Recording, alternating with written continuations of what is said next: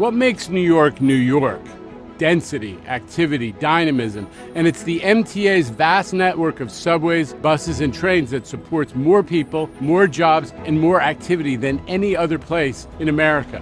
As I like to say for New Yorkers, mass transit is like air and water. We need it to survive. Millions of people from all communities depend on the MTA every day. It's our version of a town square. It's the most affordable and convenient way to get around, and the greenest.